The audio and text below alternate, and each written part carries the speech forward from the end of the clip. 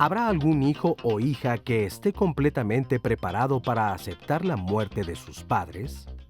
Si somos adultos, es posible que la resignación y la aceptación sea una fuente de alivio.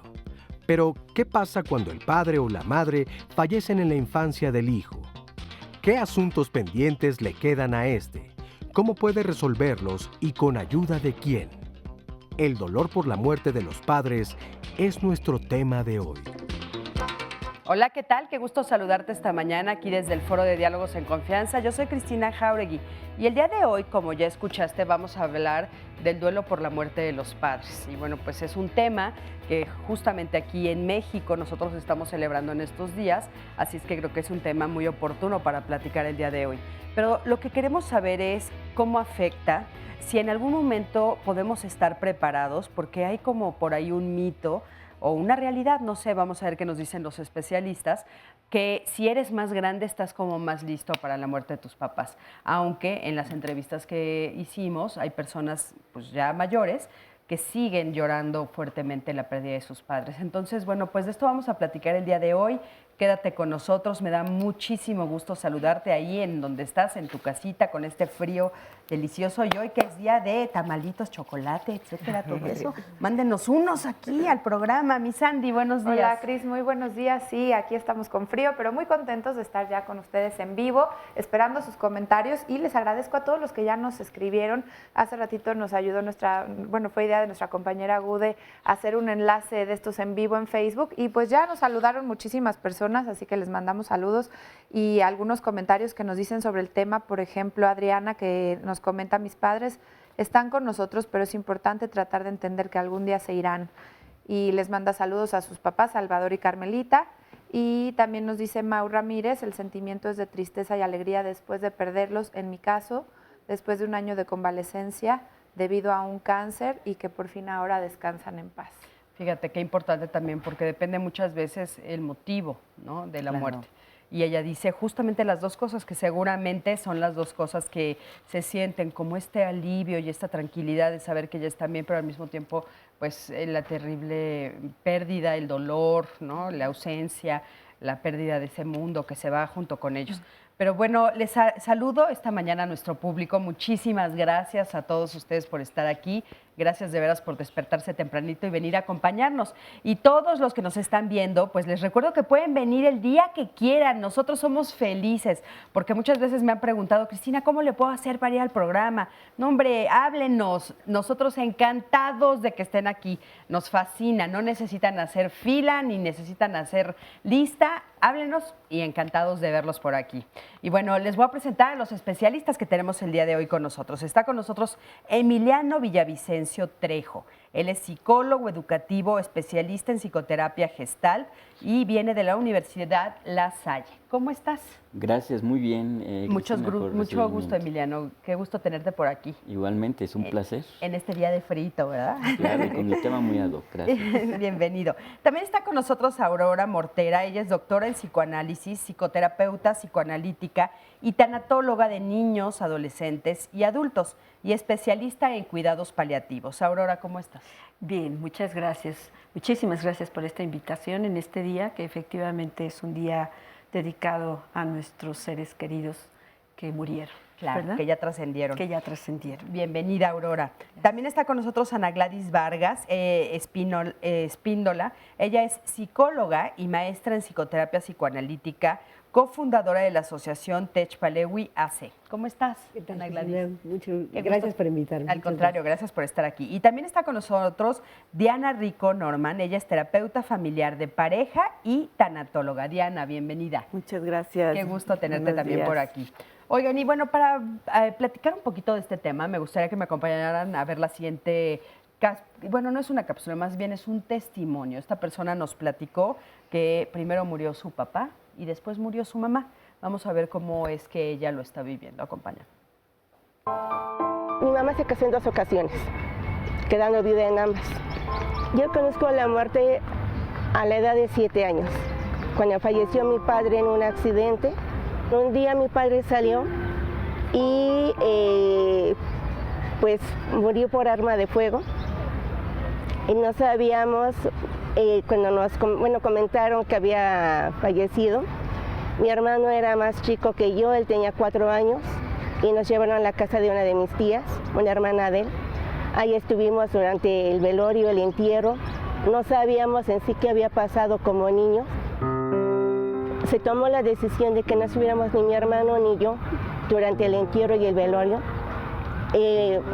Comento, tal vez lo hicieron para protegernos, para cuidarnos psicológicamente, para que no estuviéramos con ese trauma, pero pues un todo dado nos quedamos con ese vacío.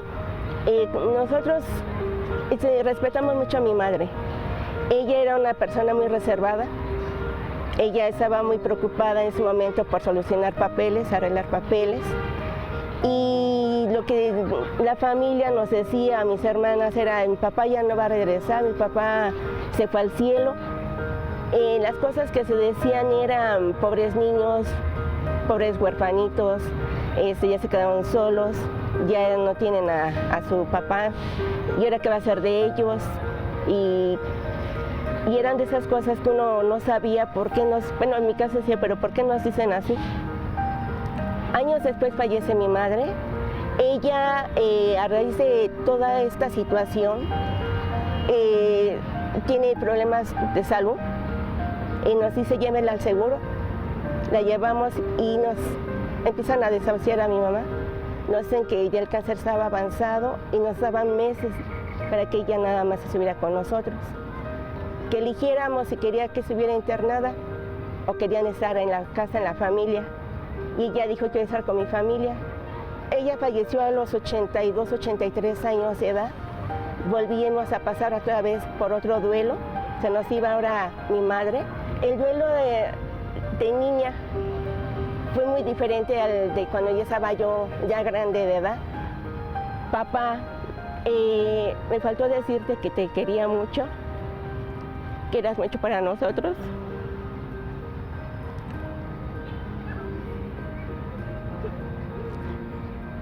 Ay, que estábamos ahí para quererte, para apoyarte, Padre.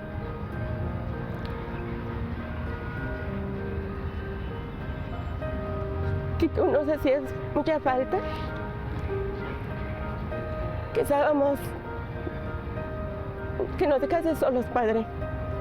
Nos dejaste muy solos cuando más estábamos, porque estábamos creciendo, porque estábamos buscando esa figura paterna. Mi madre trató de cubrirla, pero muchas veces llegaba uno ante un problema. Mi madre tuvo que trabajar y lo que hizo ella fue apoyarnos lo más que se pudo. Entonces, Padre, desde aquí te digo, gracias por eso, mi Padre. Te quiero mucho, te quise mucho y sé de dónde estás. Vas a estar ahí con nosotros, Padre, para ayudarnos. Muchísimas gracias a ese testimonio, gracias a esta mujer que nos platica la historia, y es muy, creo que muy claro ver cómo ella marca claramente la diferencia entre la muerte de su papá y la muerte de su mamá. A mí me gustaría empezar preguntándoles cómo viven los hijos cuando son pequeños la muerte de un padre o de una madre. Aurora, adelante, por favor. Bueno, lo primero que tendríamos que tomar en cuenta es de que un padre es el primer amor, ¿no? Una madre es el primer amor. Padre o madre, los dos son nuestros primeros amores y son las fuentes de nuestra protección, de nuestra seguridad, de nuestra compañía.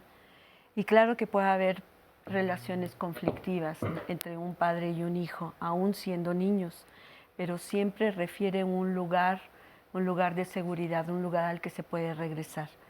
Además, un padre forma parte de lo que vamos a hacer en el futuro, por cuestiones de identificación, por cuestiones de transmisión de valores, por cuestiones de transmisión precisamente de creencias. Entonces, de pronto perder a ese ser que te transmite todas esas cosas, pues genera una fractura fuerte.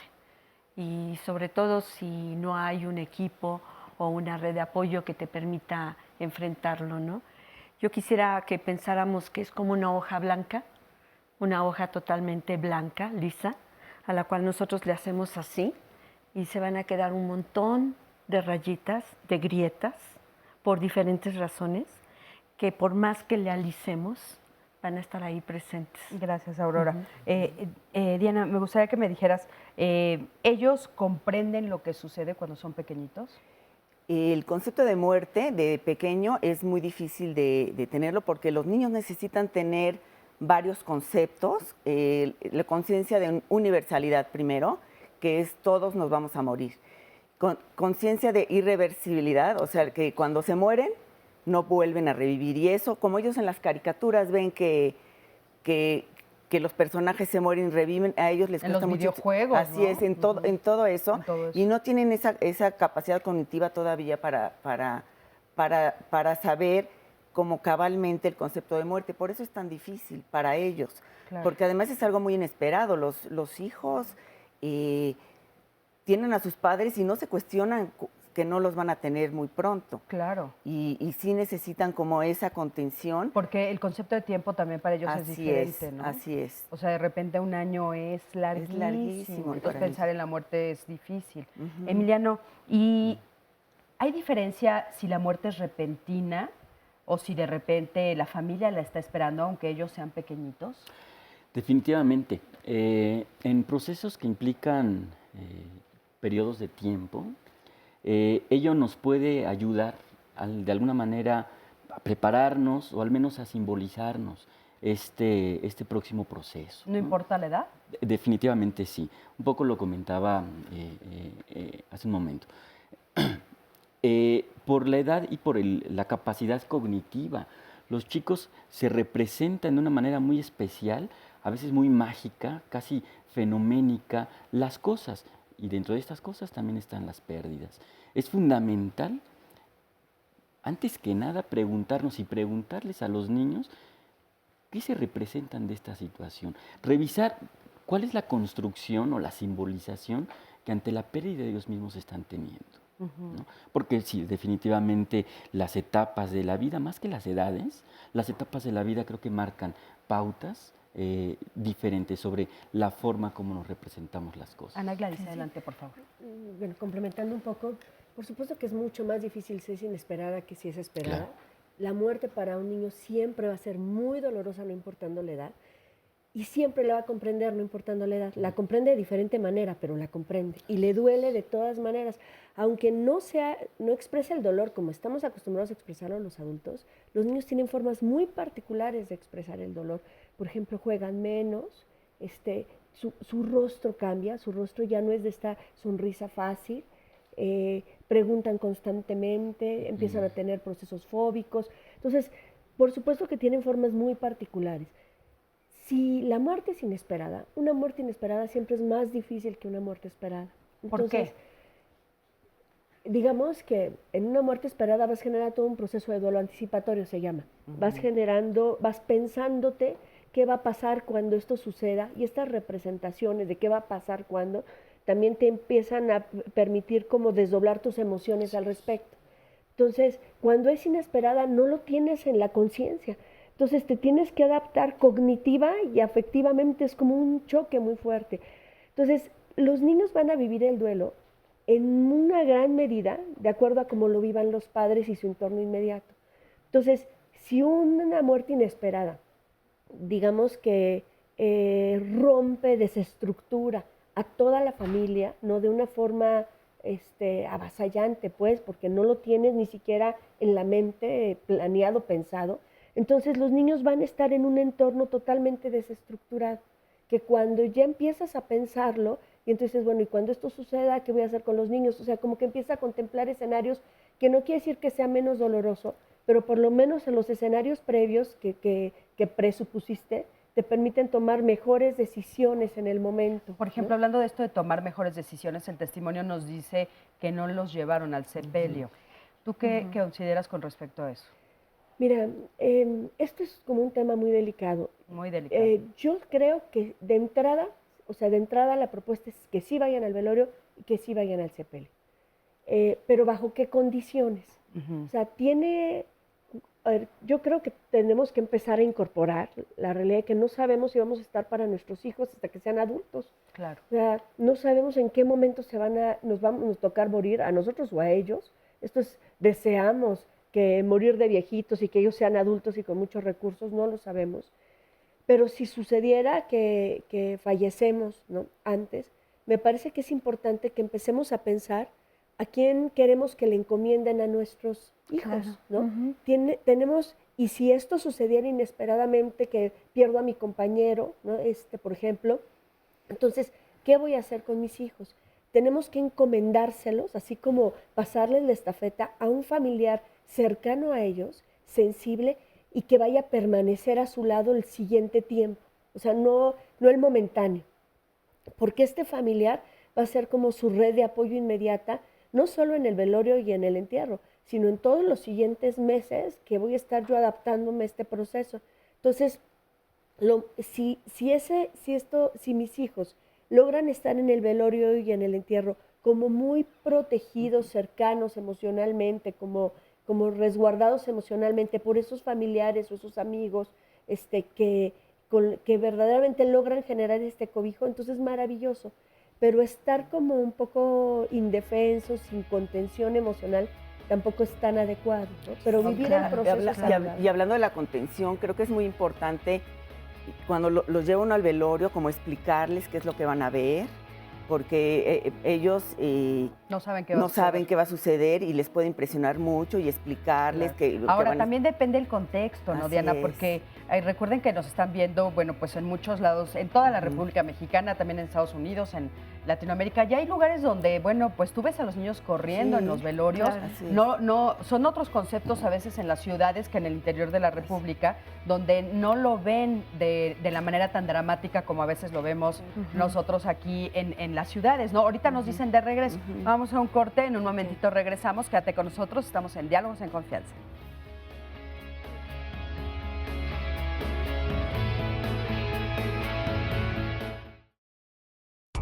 No, pues obviamente no, porque el niño es como más dependiente de los papás y un adulto pues como que ya es más por su cuenta.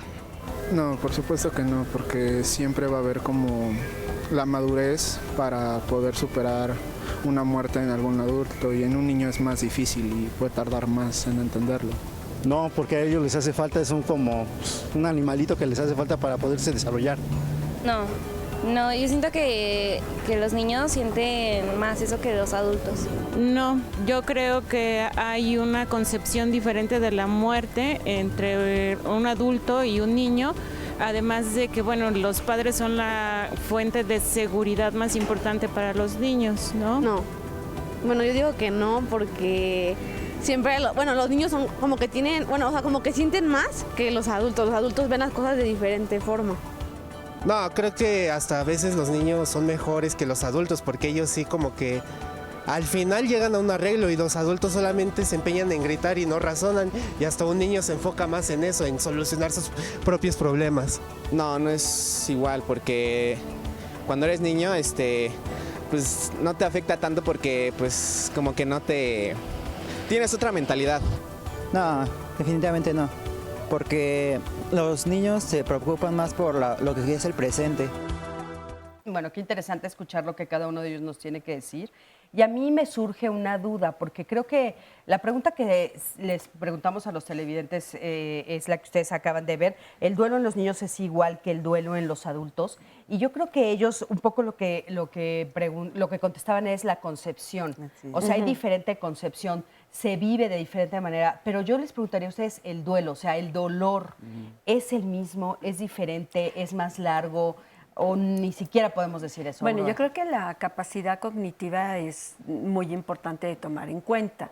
O sea, un adulto tiene la capacidad de abstraer y de entender que la muerte no tiene una representación y que podemos imaginar muchas cosas alrededor de la muerte. Entonces, eso da consuelo, definitivamente. Ahora, vamos a tomar en cuenta las razones o las causas de la muerte.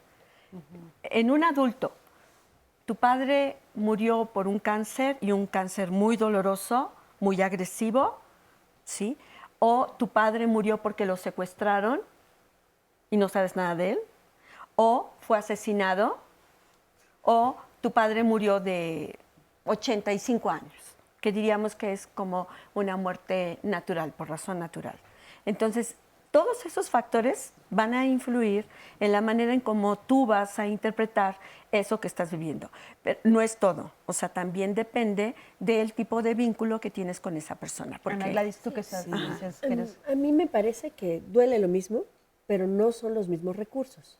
Se esperaría que los niños tengan menos recursos y necesiten más de los recursos externos para poder superar, elaborar, para enfrentar el duelo.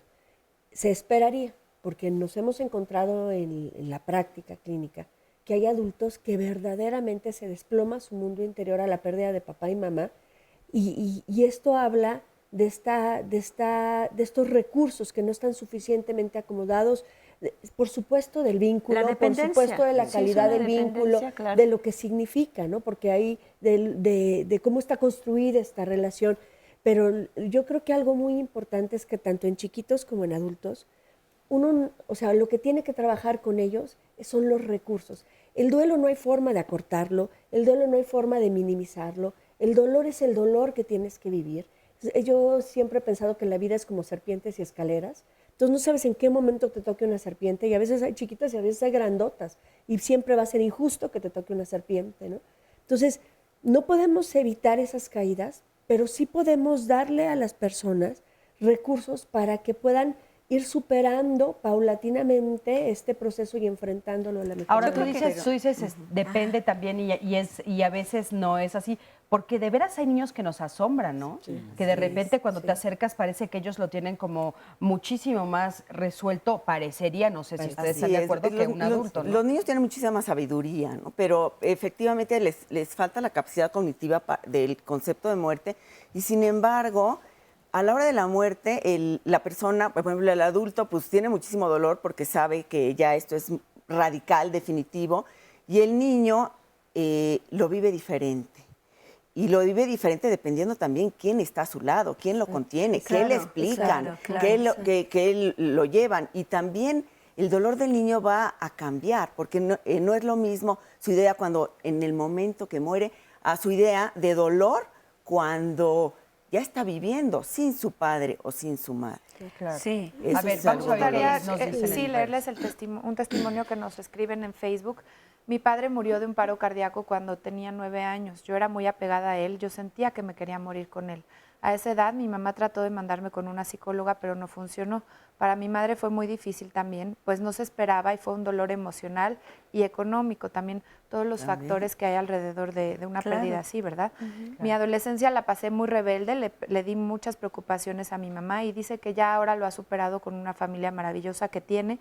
Sin embargo, le preocupa mucho que sus hijos lleguen a pasar por lo mismo, es decir, que alguno de papá o mamá lleguen a faltar cuando los niños son pequeñitos, y dice que el programa le ha ayudado mucho en su vida. Pues muchas gracias. Ay, muchísimas gracias. Oye, Cristi, pero no hay dolómetro. O sea, la pregunta de cuál duele más, yo creo que no podemos decir cuál duele más. Es dolor. Efectivamente depende de los recursos con los que se cuentan. Y yo le agregaría, y en relación al primer testimonio, es el asunto de considerar como una injusticia o no la muerte. Porque esta niña, ahora adulto, le decían la huérfana, pobrecita, ¿no?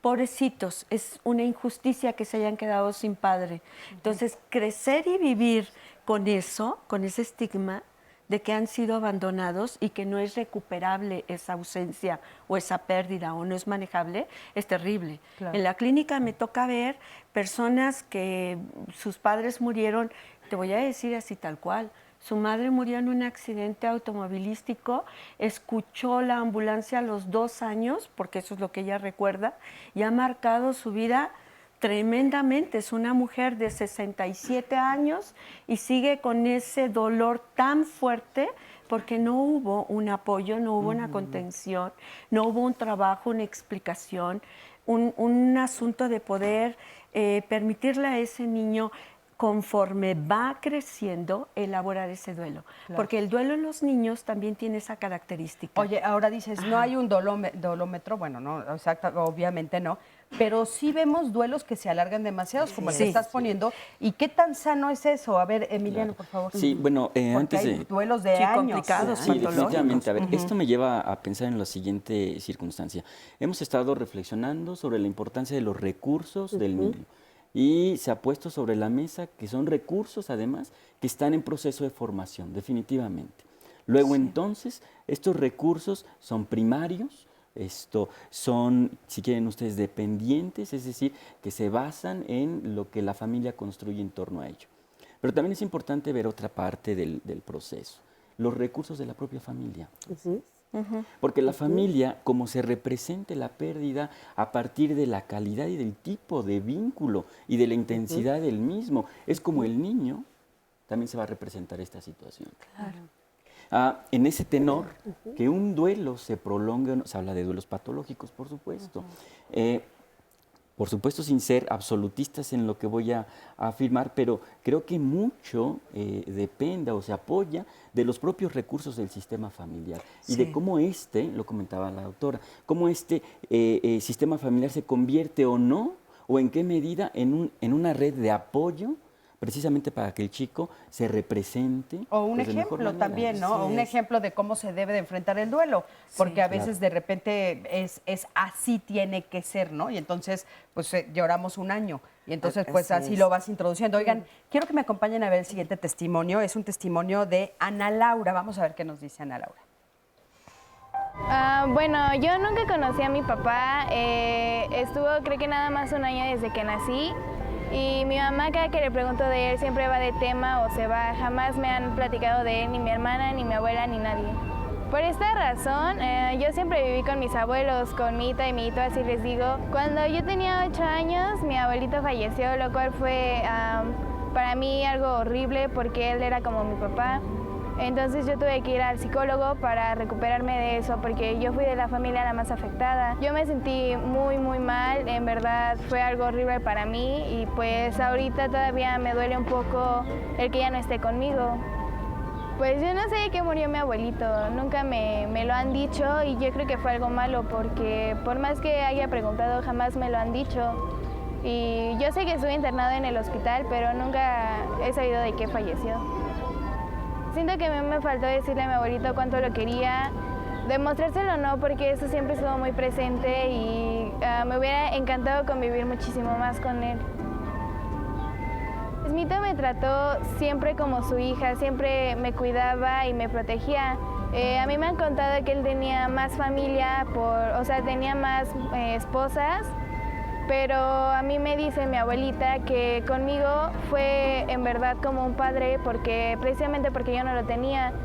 Yo creo que las personas que tienen a sus dos papás los tienen que disfrutar al máximo, porque en verdad personas como yo que no los han tenido muchos años es muy feo y considero que a mí me encantaría tener a mis dos papás, pero pues no los tengo. Pero en verdad que si los tienen, aprovéchenlos. Fíjense qué interesante, muchísimas gracias. Ella dice, me encantaría tener a mis dos papás, pero no los tengo. Y hay algo que nos llama la atención, que ella comenta, ¿no? Ella dice, bueno, a mí no me explicaron nada, no me dijeron por qué. Ana Gladys, adelante. Fíjate que las nuevas corrientes de la psicología hablan de la importancia de comprender para manejar y de manejar para poder significar, ¿no? Y solo en estos, o sea, logrando estos 3 momentos uno puede superar estas situaciones y recuperar como el nivel de bienestar. Han hablado mucho de si el niño comprende más, comprende menos. A mí me parece que comprende a su nivel, pues, ¿no? Sí. Y que no solo hay que comprender que murió. O sea, hay comprensiones, ¿cómo decirte?, que ya se tienen verbalizadas, que se pueden verbalizar, hay comprensiones afectivas, ¿no? Así es. O sea, se tiene que comprender que no hay abandono, no solo que murió, sino que no hay abandono, que no te deja indefenso. Tiene que comprender que puedes tener a ese padre o madre que perdiste de una manera diferente cerca de ti y que siga significando en tu vida y guiando tu vida a su ejemplo, por ejemplo, ¿no? Entonces, creo que es importantísimo, esta chiquita comentaba, es que no me dan información, no me dieron información, es importantísimo dar información, aunque sintamos que los niños no están comprendiendo. Claro. O sea, es importante verbalizar, ¿no? Oye, y cuando un niño o una niña se enfrenta a esta situación, ¿con qué miedos se enfrenta a su vez?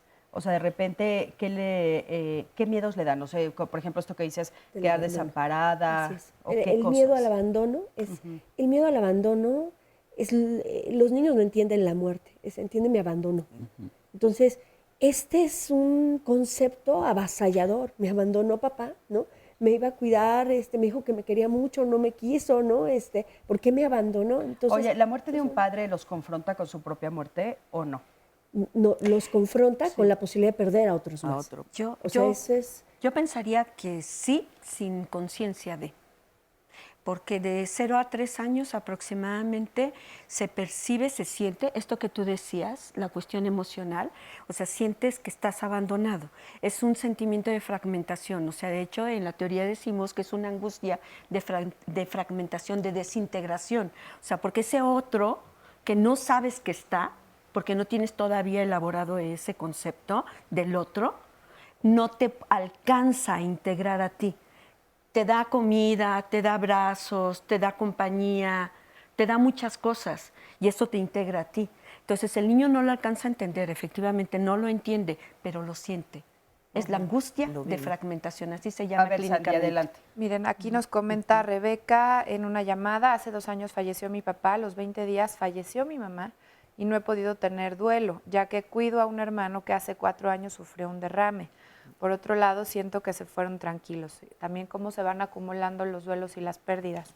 Rebeca nos dice, en otra llamada nos comentan, es terrible perder a nuestros padres, ya he tenido varias pérdidas como la de mi esposo y un hermano, pero el dolor más grande es el fallecimiento de un hijo. Juan Carlos nos dice, a la edad de 20 años empecé a cuidar a mi mamá, la cuidé por 41 años. Ella falleció en agosto y me preguntaba por qué no me sentía tan mal por la pérdida de mi mamá. Y dice, ustedes me acaban de dar la respuesta, muchas gracias.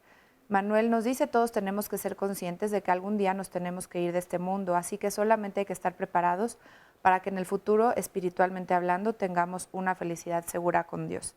Y una señora nos dice que está trabajando por la muerte de su esposo.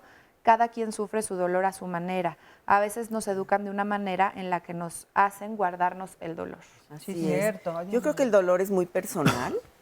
Y como decía, no se pueden comparar los dolores, pero hay un dolor. Y aquí algo que me parece importante señalar es que como vivimos la primera muerte, es como un modelo, ¿no? O sea, se van modelando las muertes y las siguientes muertes como que se vinculan a la anterior. Siempre es cuando yo viví esta muerte fue diferente, como en el primer testimonio, ¿no? Cuando murió mi mamá fue así, cuando murió mi papá fue así. Y también es una posibilidad de reparar. Oye, si no lo hemos reparado en las primeras veces. La segunda muerte es una posibilidad. Así es. Oye, y los niños, por ejemplo, en la investigación que nosotros hicimos aquí en el programa, también hablan, por ejemplo, de la muerte de la mascota, la muerte del amigo, la muerte de los padres. O sea, todas estas muertes cercanas, ¿de qué manera afectan al niño?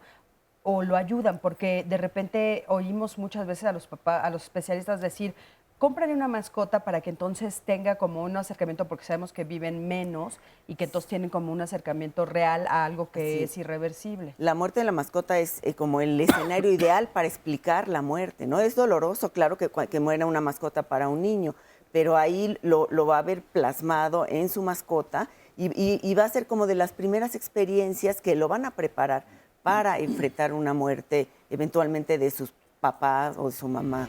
¿Qué pasa cuando es la muerte de un amigo? O sea, de un niño que tiene una muerte de un amigo. A ver, hay algunas cosas que quisiera señalar antes de responder a la pregunta. Tenemos 50 segundos. Rapidísimo. Sí es importante dar información sobre la pérdida, pero también hay que cuidar qué información damos. Hace rato veíamos en los testimonios, el primer testimonio, a la chica le decían, pobre de ella, ¿qué va a hacer? No, bueno, es que hay que cuidar precisamente esta información que se le vierte, porque ello efectivamente puede fortalecer o puede convertir en la situación en algo verdaderamente trágico. Un duelo, respondiendo a la pregunta, puede ser la oportunidad para dos cosas, efectivamente. Para reparar o para resolver los duelos anteriores, o bien para reabrir heridas primarias. Oye, ahorita vamos a ir a un corte, pero regresando me gustaría que nos dijeras un poquito qué cosas sí decir y qué cosas no, que quede más claro. Vamos a un corte, en un momentito regresamos.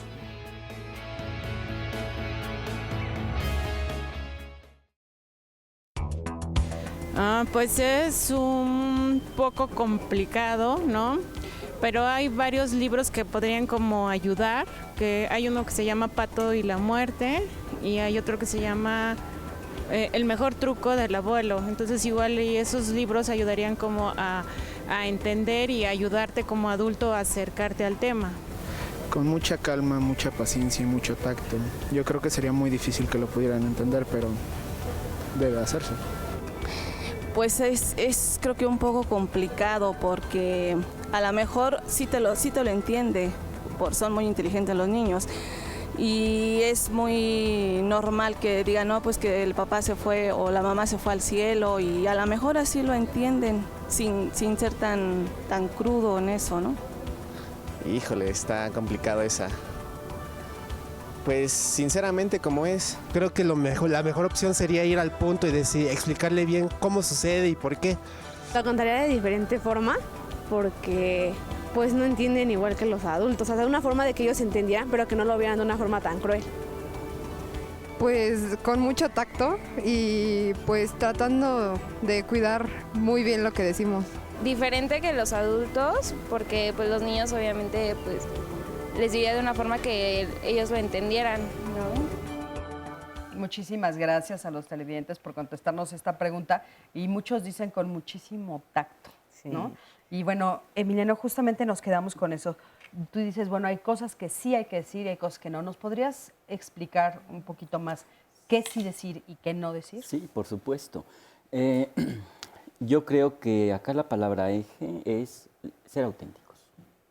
Ser auténticos y hablar sobre el ¿A hecho. qué te refieres con ser auténticos? Ser sinceros y no intentar ocultar o darle o mostrarle una cara al niño de no dolor, de va a pasar pronto, no, sino si verdaderamente estamos en un momento de dolor ante la pérdida, mostrarnos así ante el niño y de esa manera le mostramos y le modelamos también la autenticidad, en este caso la autenticidad ante el dolor.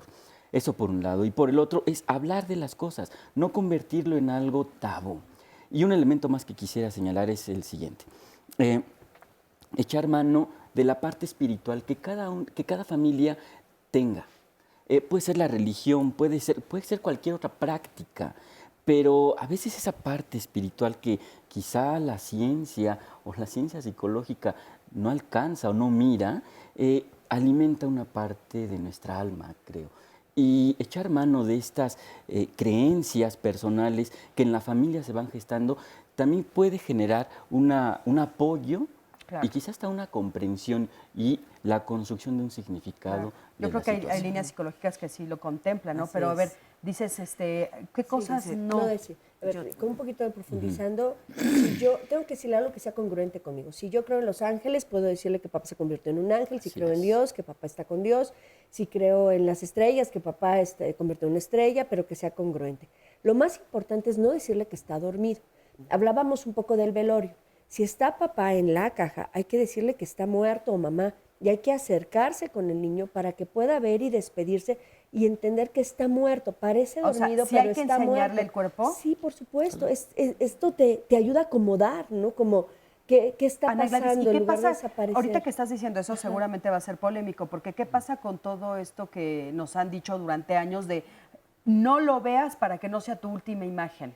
Y mira, yo creo que ahorita como han avanzado hasta la tecnología en temas funerarios, la última imagen es linda, los maquillan, los arreglan, Y puede uno hacer rituales con ellos. Por ejemplo, que el niño elija qué quiere que se lleve papá, que ponerle a papá. Entonces el niño va a buscar ese peluche y se mete en la caja ese peluche que quiera que tenga y se le pone afuera, pues en el cristal, mientras está el velorio. Se ponen fotos, cada quien trae fotos que quiera o eso que quiera como que acompañe a papá o al cuerpo de papá en este momento. Y entonces Oye, se puede ¿qué hacer todo pasa, un proceso. ¿qué pasa si no quiere? O sea, ¿lo forzamos? No lo forzamos, pero generalmente los niños quieren, porque necesitan entender, que volvemos a lo mismo. Generalmente los niños quieren. La fantasía de los adultos es que los niños no van a poder enfrentarlo.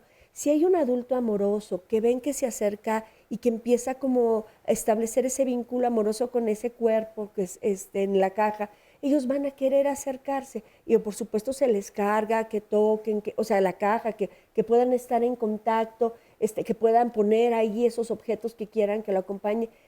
En ese momento no es muy temprano para entender que no está, o sea, que no está dormido, pues después hay que decirle, lo que no hay que decirle en el momento es que está dormido. Pero después va a venir con preguntas de si estaba dormido, si está solo, si tiene frío, y entonces hay que decirle que es el cuerpo de papá o el cuerpo de mamá, que no es el alma. O sea, papá y mamá siguen estando con ellos, con sus enseñanzas, con su fuerza, con su amor, que es el cuerpo. Y cuando el cuerpo deja de servir por alguna razón, cuando hay una situación inesperada que hace que el cuerpo ya no funcione, ¿no? Y puede ser una situación hasta de violencia. Entonces, papá y mamá, o sea, el alma de papá y mamá dejan el cuerpo. Entonces, que ellos puedan entender que es solo el cuerpo, pues. Claro. Porque esto ayuda también a elaborar el tema de no abandono. O sea, el alma de papá me acompaña, que es lo más importante. Esa angustia de abandono hay que calmarla a cualquier edad, pues, en niño o adolescente. Claro. ¿Querías A ver, yo quisiera aquí como proponer ciertos puntos para el auditorio, ¿no? Uno es, primero, el contacto. Un contacto humano cálido, no intrusivo, ¿sí? Porque a veces pensamos que hay que entrarle y vamos rápido. No, con calma. 2, con calma, con paciencia, con afecto. 3, detectando las necesidades del niño, porque como decía hace rato, de 0 a 3 años es una cosa, de 3 a 7 años es otra cosa, y de 7 a 12 años es otra cosa. Entonces las explicaciones son diferentes. De 3 a 7 años, este concepto sobre la no funcionalidad se está elaborando apenas y entonces claro que van a venir ideas de y no va a tener frío, y no va a tener hambre, y no se va a sentir solo, y entonces esporádicamente lo va a ir comentando. Entonces, 4, dar explicaciones y explicaciones muy concretas, sin detalles, sin detalles. ¿A qué te refieres? Se murió, su cuerpo dejó de funcionar o su estómago se puso muy, muy, muy mal y dejó de funcionar y eso ocasionó que se muriera. Que lo mismo es que lo atropellaron, por ejemplo, y a donde no vamos a entrar en detalles de cómo lo atropellaron, iba en la esquina, iba no sé qué, etcétera. ¿Me explico? Y si te lo preguntan, como muy concreto. Es que nosotros si me lo mismos pregunta, nos podemos hacer lo bolas que también con podemos tanto detalle. decirle, lo que le podemos decir es que no, eso no es importante, que lo importante en este momento es que él sepa que se murió. Esa es la otra. No vamos a utilizar metáforas de se fue porque me abandonó, ¿no? Se fue, implica que va a regresar. Claro. Y no va a regresar. O se o fue se de fue de viaje, viaje, ¿no? Se fue de viaje, implica tampoco. Entonces vamos a ser muy claros en el término. Siempre eso es lo que recomendamos. Edad que sea es se murió. Manejemos la palabra como tal. ¿Quieres hacer un comentario? Sí, me parece que hay que estar muy atentos a lo que los niños están preguntando, ¿no? Que lo que preguntan, lo que juegan, y ser claros, o sea, en la medida posible, siempre hablar con la verdad, pero también como al nivel que ellos están necesitando, ¿no? Si piden detalles, les hablaremos hasta algo que ellos puedan comprender y cuidándolo, un poco, ¿no? Así es. ¿Qué quieres saber? Claro, ¿no? Porque a veces, sí es cierto, nosotros somos capaces de sacar la enciclopedia y ellos no quieren saber todo lo que está en la enciclopedia. Hay que tener mucho cuidado. Y lo que sí es muy importante es decir, nada de que está dormido porque pueden tener miedo de dormir. Claro. No se fue de viaje porque entonces van a pensar, siempre va a estar como la esperanza de va a volver. Claro, ¿cuándo va a regresar del viaje? Exactamente. Todas esas cosas como que sí sean claras de que se murió, pero explicárselos como muy amorosamente, como muy, aquí estoy por si necesitas más información. Permitir la expresión de las emociones, o sea, esto nos ocasiona tristeza y puedes llorar, y esto nos ocasiona enojo y puedes llorar, y no crear sentimientos de culpa, porque de pronto el niño puede decir al día siguiente, ¿me puedo quedar con la televisión de mi papá? Ay, niño, ¿cómo estás pensando en eso? O sea, el niño es así, o sea, expresa una cosa al día siguiente y ya está como si nada, y a la noche ya está otra vez expresándolo, y no vamos a fomentarle que se sienta culpable porque está pensando en quedarse con las cosas del abuelo. Oigan. Pero también, perdón, en esto de lo que no se debe de decir, es que Diosito se lo quiso llevar, Dios de mi vida, o sea, es un Dios bien voluble que se quiere llevar a unos y a otros, no. Eso es importante. Es un angelito que por aquí anda cuidándote. Espérame, o sea, ¿dónde anda? Por este pensamiento que tiene el niño, que es un pensamiento mágico en una determinada edad. Otra, es que era muy bueno, entonces hay que ser malo, porque si ser bueno implica morirse, entonces voy a ser malo. O me quiero ir me quiero ser bueno y me quiero ir. Claro, o me quiero... A ver, exacto. Porque es como un poco contradictorio lo que tú dijiste de Los Ángeles. Sí, a mí me parece que uno tiene que ser como muy congruente con lo que uno cree, porque después manda mensajes contradictorios a los niños, ¿no? Entonces, lo mejor es lo que le salga a uno del corazón, tomando en cuenta que si le puedo decir cosas que lo confundan más. Esto es solo lo importante. A mí me parece algo que es muy importante es entender que los niños tienen procesos cortos de tolerancia al dolor. Entonces, el niño va a preguntar, mamá, ¿y va a regresar papá? No, no va a regresar papá. Papá murió, pero está con nosotros. Se acabó. A lo mejor se le salen las lágrimas, llora y después se pone a jugar. Ese juego tiene que ver con elaboración. A lo mejor 5 horas después va a volver a preguntar y va a volver a preguntar. Y los niños necesitan elaborar en pedacitos y van a preguntar muchas veces hacer la misma pregunta porque necesitan escucharlo, porque además la repetición les da certeza. O sea, les va organizando su mundo interior. Entonces, esos adultos que rodean a ese niño en duelo tienen que ser muy amorosos, muy comprensivos, con mucha disposición a explicar. Algo muy importante es tratar de que si se hablan los temas, que no sean de noche. O sea, el niño cercano a la noche empieza a quedarse, tiene pesadillas, duerme intranquilo. O sea, si se va a hablar porque hay que comentarle algo al niño, que sea de día, que no sea a la hora de la comida, porque también se empieza a asociar con elementos, o sea, como trastornos alimenticios, pues empieza a generar, que sea un momento tranquilo en donde se le comunique con palabras sencillas, que me pareció excelente, le comentó, con palabras muy sencillas, y que se esté observando las preguntas o las conductas que el niño tiene después de eso que se le notificó, pues se le comentó. Gracias. Vamos a ver el siguiente testimonio, es de Mari y nos va a platicar porque su papá falleció. Adelante. Mi familia está conformada por mi mamá, mi hermano, mi esposo y mi hija. Mi papá tiene 2 años que falleció. En la familia hubo muchas complicaciones. Realmente ahí te das cuenta quién realmente te apoya. La familia lamentablemente pues no nos apoyó. Yo viví el duelo. Primero fue una etapa de negación y frustración y mucho coraje, ¿no? Pelear con todo el mundo, querer demandar a los médicos, pelear con todos y estar a la defensiva. Me negué mucho. La verdad no lo creía y me daba coraje y hasta pelear con Dios, ¿no? Hacerle reproches, reclamos y en depresión. Mi momento de crisis fue cuando ya no quería regresar a la escuela, ya no quería retomar mi vida.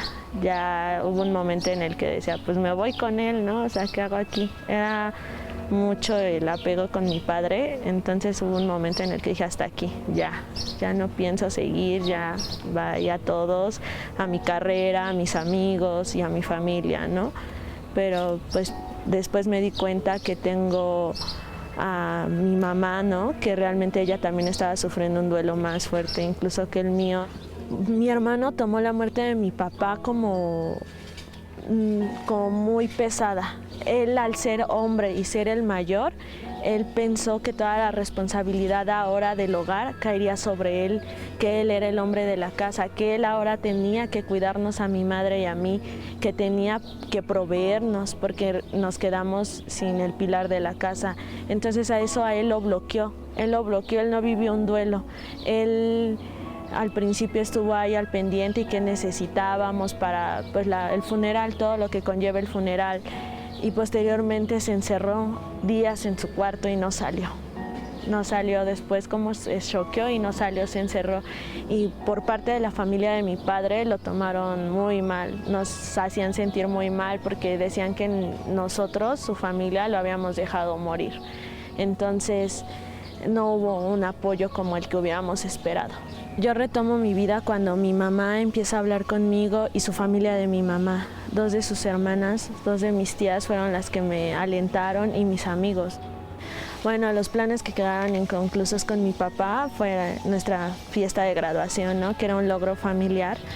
Era nuestro plan que teníamos como salir y hacer una comida con todas las personas que nos apoyaron, el terminar la casa que él estaba construyendo como él la quería, el que estuviera conmigo el día de mi boda y su nieta. Siempre hablaba de una nieta, pero en el momento pues yo estudiaba. Entonces siento que eso nos faltó vivir.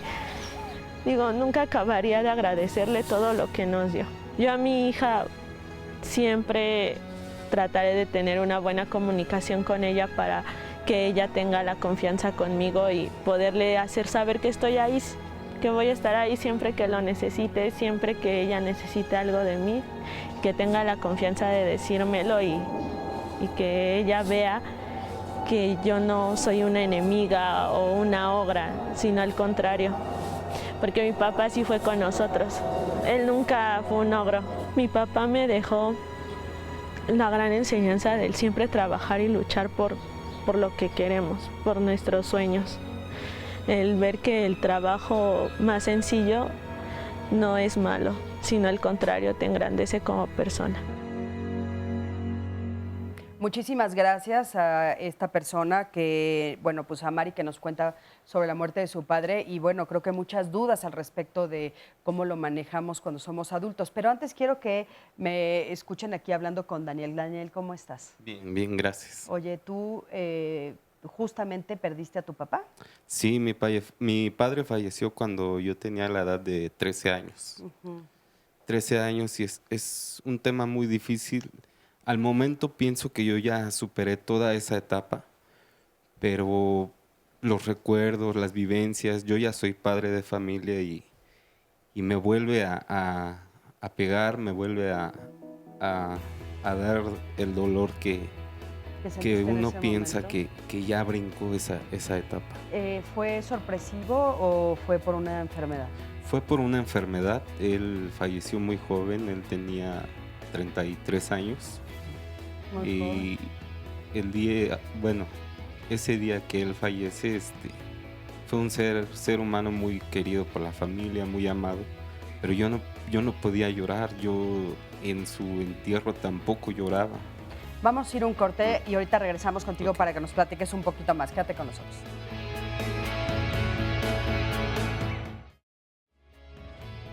Gracias por continuar con nosotros en Diálogos en Confianza, en este tema interesante, difícil también para muchos hablar de la muerte de los padres. Y mañana lo invito a que no se pierda el programa. El título es ¿Para qué tener un sentido de vida? Y tiene también algo que ver con lo que estamos hablando el día de hoy. Cuando enfrentamos pérdidas, cuando enfrentamos duelos en circunstancias muy complicadas como puede ser la que vivió, como fue la que vivió el doctor Frankl cuando estuvo en los campos de concentración, aún ahí en los peores escenarios se puede encontrar un significado de la vida, un sentido para la vida. Y de esto van a hablar el día de mañana. Se explicará que la logoterapia es un método creado precisamente por el doctor Frankl que está orientado a descubrir este sentido de vida. ¿De qué manera nos puede ser útil? No se pierda el día de mañana el programa. Y vamos a continuar nosotros con nuestro tema del día de hoy, pero vamos a ver el siguiente resumen y retomar después el testimonio de David aquí en el estudio. Padre o madre, los dos son nuestros primeros amores y son las fuentes de nuestra protección, de nuestra seguridad, de nuestra compañía. Perder a ese ser que te transmite todas esas cosas, pues genera una fractura fuerte.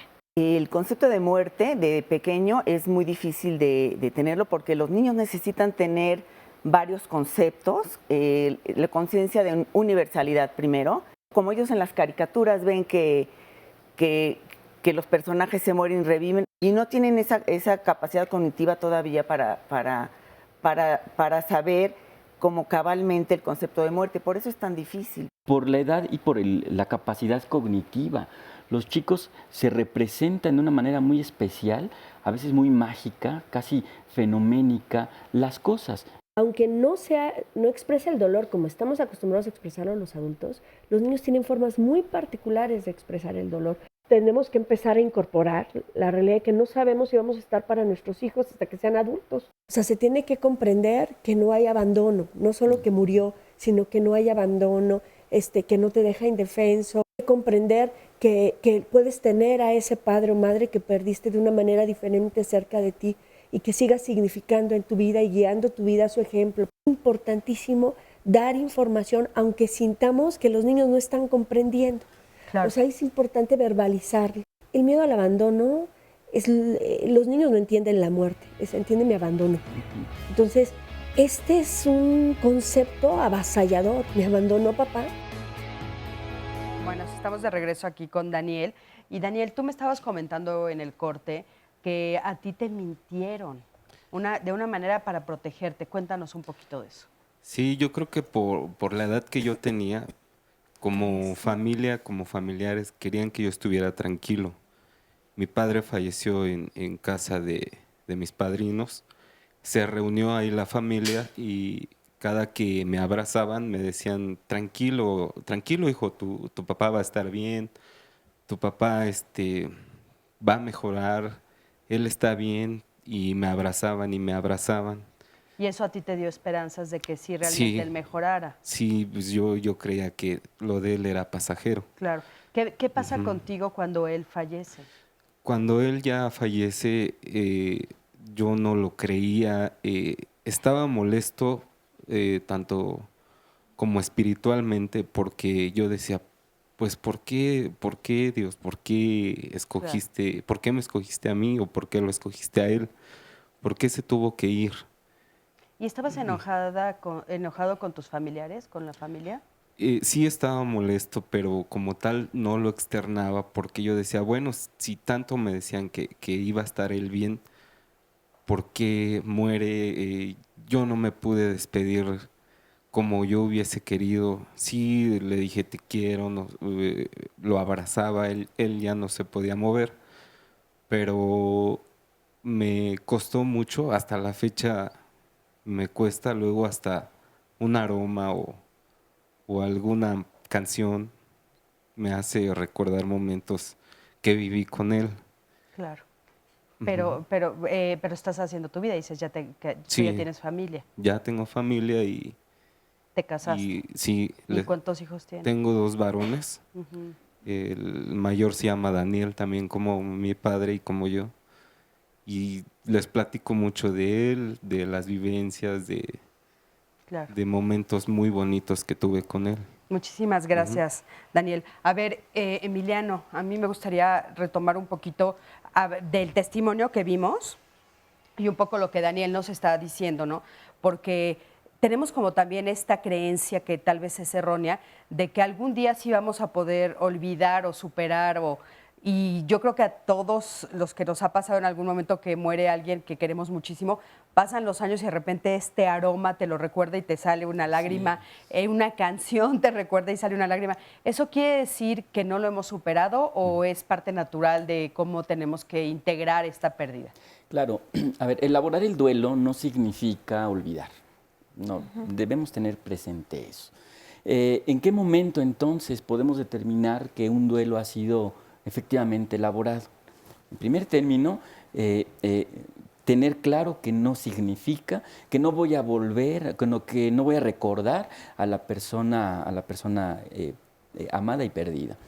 Y después, cuando nosotros logramos recordar a aquella persona, pero no con tanto dolor como el que vivimos a la hora de la pérdida, esos pueden ser indicadores de que efectivamente el duelo se está elaborando.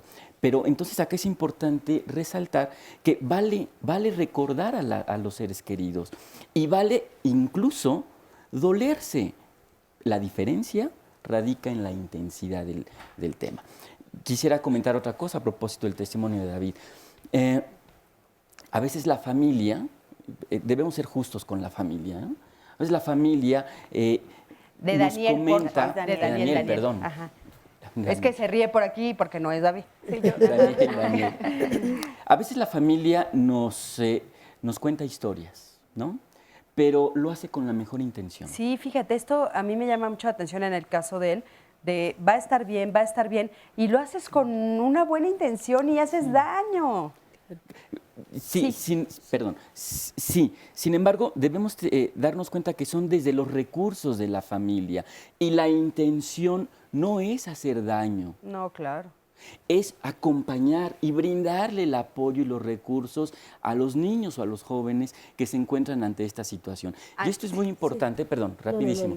Esto es muy importante porque de repente llegamos a la adultez y en retrospectiva miramos y señalamos, es que me dijeron y es que no se valía, pero debemos comprender que la intención siempre fue amorosa o generalmente es amorosa. Yo creo que cuando ya entendemos eso tal vez damos el brinco, pero en el momento, Ana Gladys, la pregunta sería, ¿qué es mejor? ¿Decir la verdad? O sea, todos sus familiares sabían que estaba muy mal y que lo más probable era que él muriera. Y yo creo que los adultos somos de repente injustos.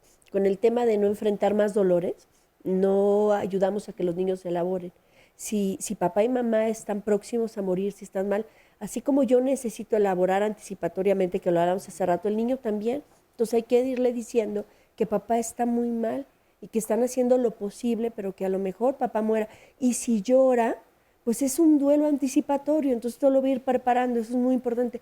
Otro elemento importante en Daniel es que le dijeron tranquilízate, ¿no? Y llegaban otros adultos a decir tranquilízate, es como una consigna y que lo obliga a reprimirse, ¿no? Es en ese... Y bueno, él necesita, y el tranquilízate es como un tema como un poco, vuelvo a lo mismo, un poco egoísta de los adultos y que nos asusta, porque es no quiero tu angustia, no sé qué hacer con tu angustia, entonces por favor tranquilízate. Y aparte, ¿no? como las emociones son contagiosas, me vas a hacer llorar y no quiero llorar, ¿no? Así es, entonces de repente le prohibimos a los niños hacer cosas o manifestar cosas que nosotros no sabemos manejar. Hablabas del enojo, perdón, Daniel, y en el testimonio hablaban del enojo. A mí me parece que algo importante en niños y adolescentes es que y en adultos, que demos permiso de expresar el enojo. El niño y el adolescente en especial, ante la muerte se van a sentir traicionados, porque papá iba a estar para cuidarlos, para protegerlos, y no está. Un poco lo que vimos en el testimonio, ¿no? Dice, bueno, ya no estuvo para la graduación, que eran juntos, o sea, hay cosas que ya no vivimos, ¿no? Y sentir el enojo es válido, y después uno lo va superando, y uno lo va entendiendo, va incomodando, incorporando explicaciones. Oye, Ana Gladys, y en cuanto al llanto, porque de repente también hay muchas personas o adultos que decimos, no llores con ellos porque entonces lo vas a hacer llorar más o no va a acabar. ¿Hay que llorar con ellos? Sí, hay que llorar. Que te vean llorando como adultos. Yo sí creo que, sí creo que hay que llorar, es la respuesta concreta, sí hay que llorar delante de los niños, pero hay que llorar no desbordadamente. Tengo que llorar con otro adulto de forma o sola, desbordadamente, ¿no? Y cuando comunique, pues me va a salir el llanto y lloro, pero con un llanto que tenga más elementos de control. Eso sí sería importante. Y yo creo que algo que comentaban es validar que estoy llorando porque me siento muy triste. Y si el niño llora, estás llorando porque te sientes muy triste, porque lo extrañamos. Entonces, es importante acompañar las emociones y las expresiones emocionales con palabras. Explicarle al niño por qué está llorando y que es válido que llore, pues. Claro, que es importante que exprese sus emociones. Oigan, por aquí tenemos a Agripina. ¿Cómo estás, Agripina? Buenos días. Buenos días. Gracias por invitarme. Gracias por estar aquí. Oye, Bien. y bueno, tú también viviste a muy temprana edad la muerte de tu mamá. Sí. ¿Qué edad tenías? 13 años. También 13 años, sí. ¿Y cómo lo viviste? ¿Te recuerda un poco lo que acabamos de escuchar, el testimonio que acabamos de escuchar? Sí, exacto. Nada más que como decía el profesor, con mucho tabú, ¿no? Porque, por ejemplo, mi papá nos dijo unos momentos antes que mi mamá falleciera, aunque sí sabíamos que estaba enferma, ella murió de cáncer en la mama, pero no sabíamos, bueno, al menos yo... nunca nos decían se murió y nos llevaban o algo así, ¿no? No, como que nos tapaban eso, ¿no? Entonces, cuando mi mamá murió, sí nos invitó mi papá a que fuéramos y nos despidiéramos, pero porque se iba a ir de viaje. Entonces, O sea, la que sí iba a ir de viaje era tu mamá. mi mamá. Entonces yo decía, ¿cómo se va a ir de viaje si ya tiene pues, casi 8 meses en la cama, ¿no? Entonces, pues qué raro que se vaya de viaje, ¿no? Claro. ¿Y por qué nos vamos a despedir si al menos 2 de otra hermana y yo siempre fuimos muy apegadas a ella, ¿no? Entonces, ¿cómo se va a ir de viaje y nos va a dejar? Si ella siempre a donde quiera que iba nos llevaba. Entonces, para mí, al menos para mí, pues eso fue raro, ¿no? ¿No que te nos llevaron dijera, al velorio? Sí nos llevó y vimos la caja, pero ya no nos dejó acercar. ¿Y qué te dijo? ¿Que quién estaba en la caja? Nada más dijo que estaba el cuerpo. Ah, que ella se había que ido ella de se viaje. había ido de viaje, pero que su cuerpo ahí estaba. Pero nos quedamos así como, bueno, al menos yo me quedé como que, pues no me expliqué eso, ¿no? Claro. ¿Cuánto tiempo después te lo explicaste? Hasta que empecé a volver a ver otras muertes, otros problemas, mi hermana, bueno, otros muertos, pues. Hasta entonces fue cuando yo entendí que se habían ido, porque cuando a mí me dijo tu mamá se va a ir de viaje, pues yo después, en el tiempo, yo veía así personas que venían caminando hacia mí y decía, mi mamá, y corría yo y las abrazaba, a ver, niña, yo no soy tu mamá. Claro, tú la perdiste. Un poco lo que nos decían, sí la estuviste esperando. Sí, gracias, yo sí la esperé. Muchas gracias, Agripina. Sí. Muchas gracias por tu comentario. Sí. Tenemos muchas llamadas que nos están haciendo todos los que nos están escuchando. Sandy, adelante. Y precisamente sobre cómo cada niño manifiesta el dolor de diferentes maneras y lo vive diferente, como nos lo comentaba Agripina. Leonor nos llama y dice que ellos son una familia de 10 hermanos. Mi papá murió cuando tuve 17. Pero después hay 6 hermanos más pequeñitos. Fue un impacto muy fuerte porque él era comerciante y no hubo pensión. Los mayores tuvieron que salir a trabajar. Y nos dice, bueno, había hasta un pequeñito de 2 años. Poco a poco, aunque no lloraron en el momento, se quedaron como suspendidos, así lo refiere ella. Y dice, ya después el niño de 4 empezó a ponerse gordito, comiendo compulsivamente. La menor dejó de comer, apenas comía fruta, pero hasta ahí. Nuestro temor era que muriera el pequeñito. Hasta llevaban al médico con suplementos, pero no los tomaba. Gracias a Dios, mi hermana ya creció, está bien, se repuso. Pero sí, el pesar de los niños por una pérdida es más profundo, puesto que no lloran siempre y se manifiesta de diferente manera. En otra llamada nos dice Guadalupe, mi yerno falleció en enero de este año, fue intempestiva su muerte. Y mi hija lleva a mi nieta de 7 años con una psicóloga, pero dice, a veces me pregunta cosas que no sé cómo contestarle. ¿Qué me pueden recomendar los especialistas aquí para las abuelitas, los abuelitos? Sería interesante escuchar qué le preguntan. Claro. Una de las preguntas que le hace es, o los comentarios es, me hubiera gustado que mi papá hubiera muerto cuando yo tenía 10 años. La chiquita tiene 7. Como que a lo mejor piensa que son muchísimos años, ¿no? Hasta los 10. Y pues sí, a veces los adultos no sabemos qué responder. Claro, María nos dice, mi madre falleció cuando parió a mi hermano más chico una noche antes. Mi madre me encargó mucho a mi hermano, yo tenía 17 y para él soy como su mamá. Hasta la fecha no puedo superar el dolor de su muerte. Y se pregunta si las personas pueden intuir que van a morir. ¿Sí? ¿Pueden intuir? Sí, pueden intuir. Podemos saberlo. Pero a veces no le hacemos caso a esa intuición, ¿verdad? Exacto. Yo creo que incluso podemos decir que los niños son como más espontáneos y más abiertos y podemos escuchar en ellos cómo te anticipan que van a morir. En cambio, en el adulto, cuando el adulto se atreve a decirlo, inmediatamente los que estamos alrededor le decimos, por favor, vas a traer a la muerte, ¿no? Como si por mencionarla, la muerte llegara. En algún programa comenté una experiencia que me pasó a mí en el hospital con una pequeñita que siempre que la iba a visitar en el hospital, siempre que la iba a visitar me decía que por favor me fuera hasta las 6 de la tarde. Yo insistía en preguntarle a ella por qué me pedía que me fuera hasta las 6 de la tarde y ella me dijo que porque se iba a ir antes de las 6 de la tarde. Y efectivamente, cuando se puso grave, inesperado, hoy en la mañana empieza con insuficiencia respiratoria, la entuban y a las 4 de la tarde fallece. Sabía claro. O sea, se fue antes de las 6 de la tarde, ¿no? Claro. Entonces, los niños, claro que lo saben. Ahora, yo quisiera comentar esta parte de hace rato del enojo, ¿eh? El enojo, con lo que comentaba Agripina, a mí lo que me llama... Agripina, ¿verdad? Sí. Lo que me llama la atención, que yo pensaría es, en el enojo que seguramente te produjo tu papá, te lo pregunto, posterior, no solo en ese momento, sino más adelante. Mamá. Perdón. Falleció. Sí, pero el papá fue el que le da la explicación de que se va a ir de viaje y de que se acerca a despedirse y todo esto. Recuerda que ya no tiene micrófono ella, ya no nos puede responder. Ok, si en ese momento pues es un engaño, es incoherente, es incongruente, y si más adelante tú le tenías desconfianza, seguramente ella le tenía desconfianza a su papá y le tenía enojo a su papá, no solamente por ese hecho, sino por muchos otros. Vamos ¿no? a un corte en un momento y te regresamos.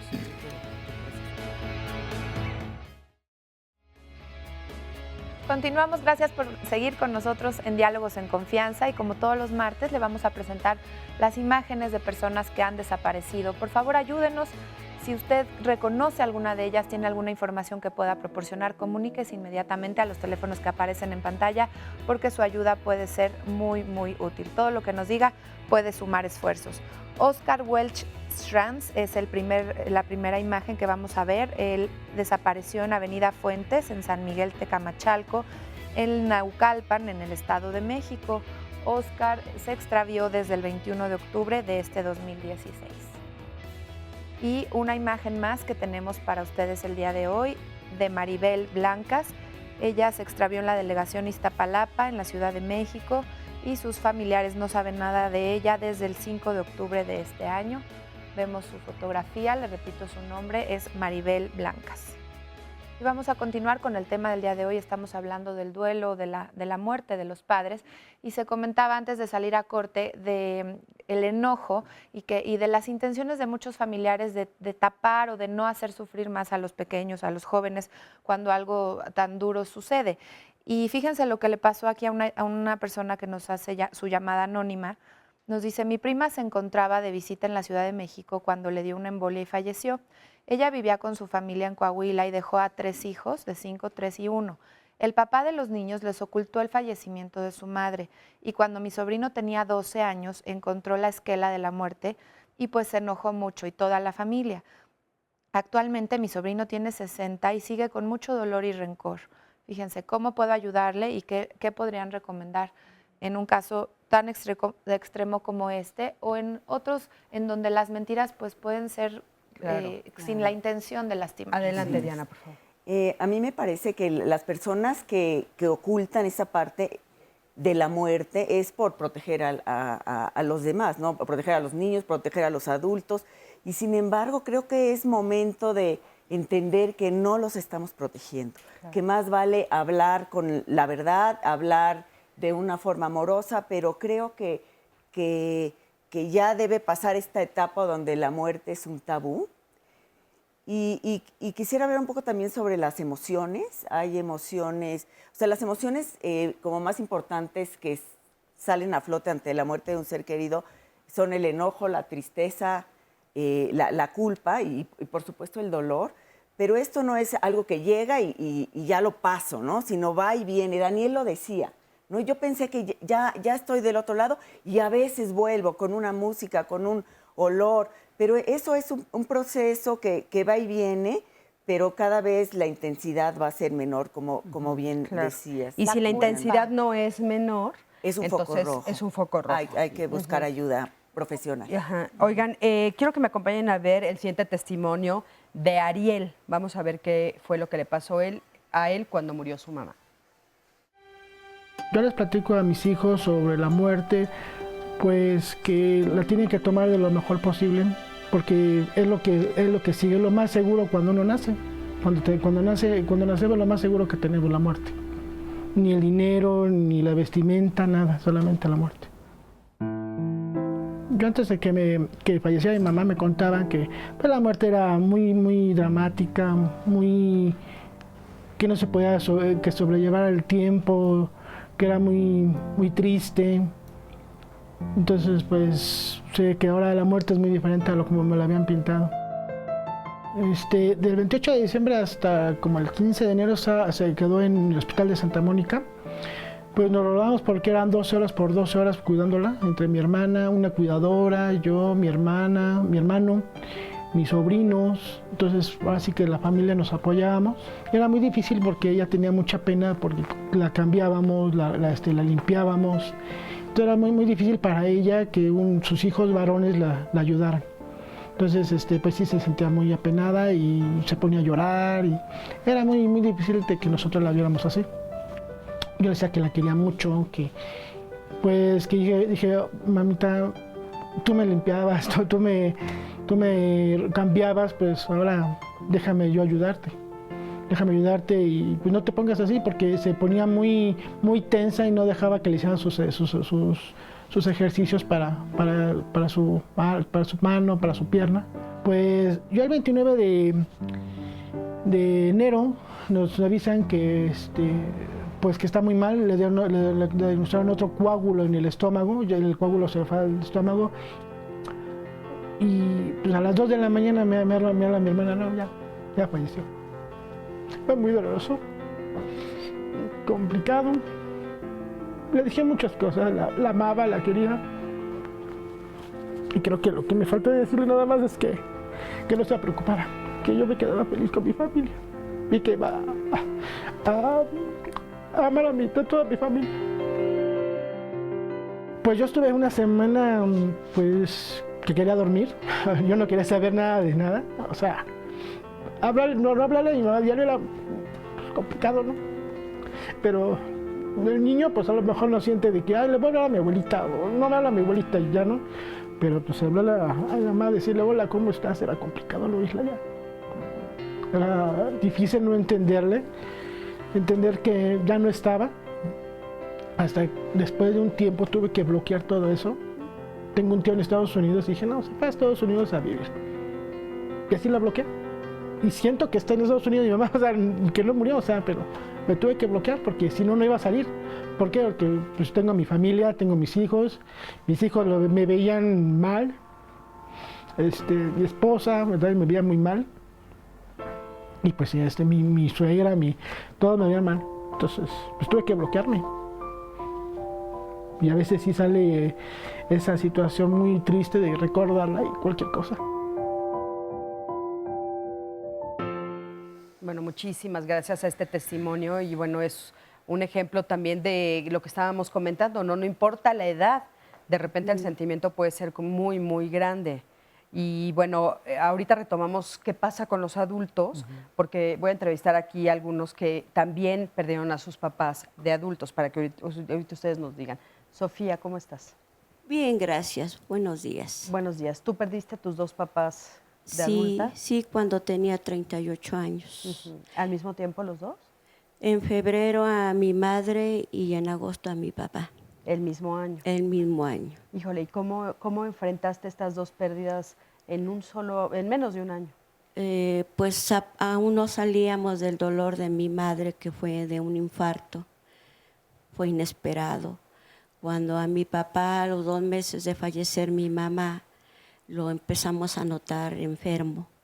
Lo llevamos a que le hagan estudios y nos dicen que tiene cáncer. Pero lo triste de todo esto es de que el médico nos informó que mi papá llevaba 2 años o quizá más con dolores muy fuertes y que nunca dijo nada.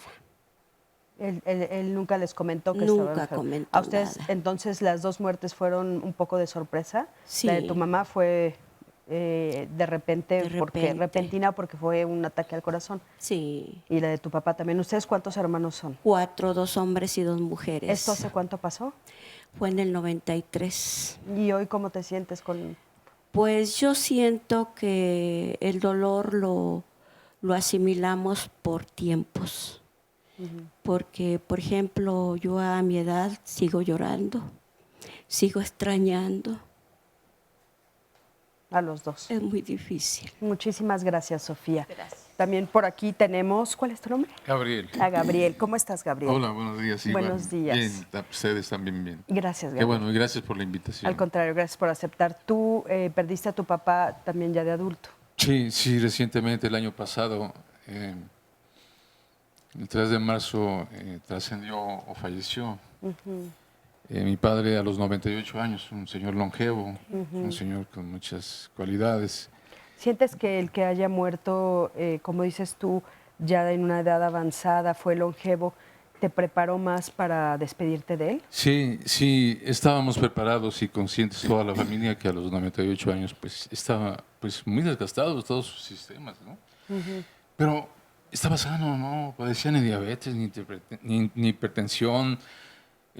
Yo creo que esa vitalidad y longevidad le ayudó porque de joven fue alpinista, fue basquetbolista, natación, buen hombre, un líder nato, natural y también con un don espiritual de canto, de todo tipo de música, barítono, tenor, que sorprendía a la familia, a todos, ¿no? Sin embargo, su muerte fue prácticamente, no la esperábamos, corrijo, fue natural, casi normal, pero inesperada.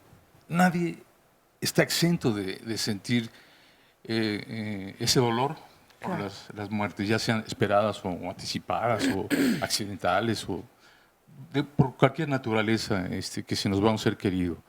Sin embargo, quiero también compartirles brevemente que cómo he superado esto a través precisamente de, a pesar de ser universitario y tener cierta preparación y cierta luz espiritual, académica,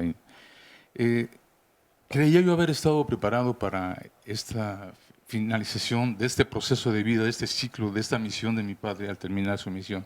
Pero no fue así.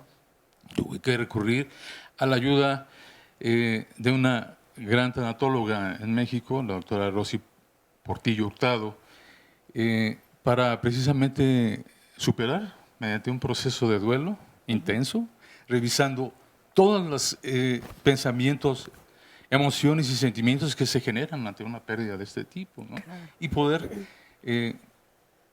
entender, asimilar y superar y reiniciar un proyecto de vida de sanación y encontrar lo que hace rato mencionaba, nuevamente un sentido de vida para seguir adelante y seguir con nuestra propia misión de vida cada quien, ¿no? Muchísimas gracias, Al Gabriel. contrario. Y qué importante lo que nos dices, porque claro, es muy significativo, porque pensamos, bueno, como son ya adultos mayores, ya lo tenemos tal vez como un poquito elaborado y la verdad es que no. Adelante, ¿quieres decir algo? Sí. Yo quiero felicitar a Gabriel por haberse permitido buscar un proceso de ayuda. Yo creo que así como cuando nos duele mucho el estómago, vamos a buscar a un internista, un gastroenterólogo, un médico general.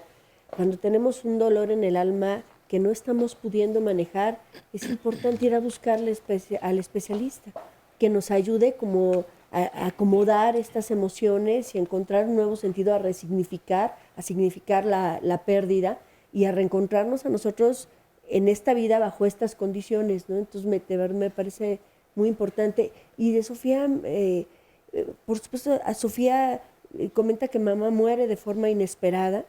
A los 2 meses de que muere, cuando ella todavía tenía, y ella y su familia y los hermanos, gran dolor, de repente está la noticia de que papá tenía cáncer y a los 6 meses de haber muerto la mamá, papá muere. Pues cuando muere papá, ella está todavía muy debilitada por la muerte de mamá. Entonces seguramente fue un duelo muy complicado, porque a los 6 meses tuvo que empezar a caminar, como detuvo la elaboración de un duelo por hacer frente a la enfermedad de papá. Y a los 6 meses, cuando muere papá, tiene que empezar a caminar con esta realidad que los dos se fueron. No solo es la muerte de papá, la muerte de mamá, sino además como la realidad de la orfandad, que es una condición que hay que elaborar, ¿no? se fueron, ¿no? Ahora, esto comentábamos en alguno de los cortes, que suele suceder, es lo que escuchamos, no a todo mundo, no siempre, pero suele suceder como estas muertes en cascada. Sí, así es. O sea, muere uno y después otro, inclusive hay como un mito, ¿no? En México que dicen, se lleva a alguien, ¿no? Así es. A veces puede ser su propia pareja, a veces es alguien de la familia, ¿no? Y yo creo que es importante desmitificarlo. Por supuesto que lo que pasa es que cuando muere un ser querido, pues nuestro sistema inmunológico se debilita, las enfermedades se hacen presentes. Si es un adulto mayor, la depresión es muy difícil de repente retomar cuando la depresión se empieza a apoderar y esto debilita físicamente. A lo mejor se agudizó el proceso de cáncer a partir de la pérdida y del dolor que tenía. Entonces, sí hay condiciones físicas, no es un tema... ¿Cómo decir? Sí, no es mágico, ¿no? No es mágico. Ok, vamos a escuchar a Irene. Irene, ¿cómo estás? Muy bien, gracias. Tú también, buenos días. También perdiste a tu papá ya de adulta. Sí, ya de adulta, ya hace incluso 11 años. ¿Y cómo fue esta pérdida? ¿Fue sorpresiva o la esperaban? En su momento muy difícil, muy difícil. Sí se puede decir que se esperaba porque era una enfermedad de ya muchos años, pero yo creo que uno nunca está preparado, aún y que se espere. No hay edad para estar preparado para una pérdida de esa magnitud. ¿Tú buscaste ayuda? No, en su momento yo hasta ahora vengo a comprender muchas cosas.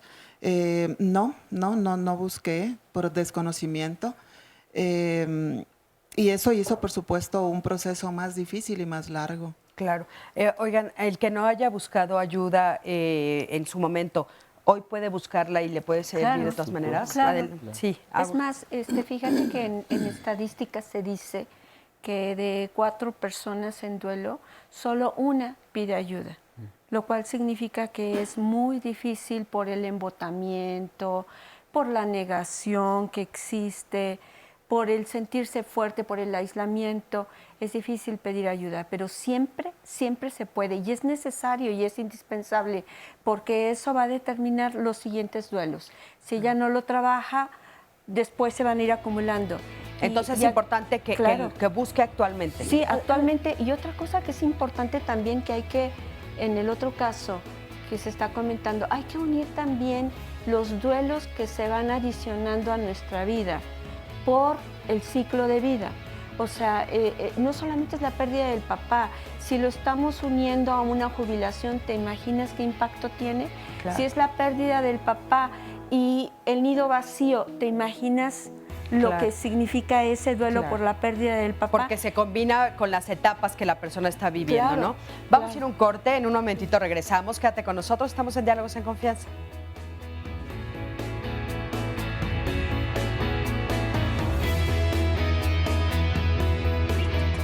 Yo creo que es un gran golpe psicológico tanto para nosotros como para toda nuestra familia.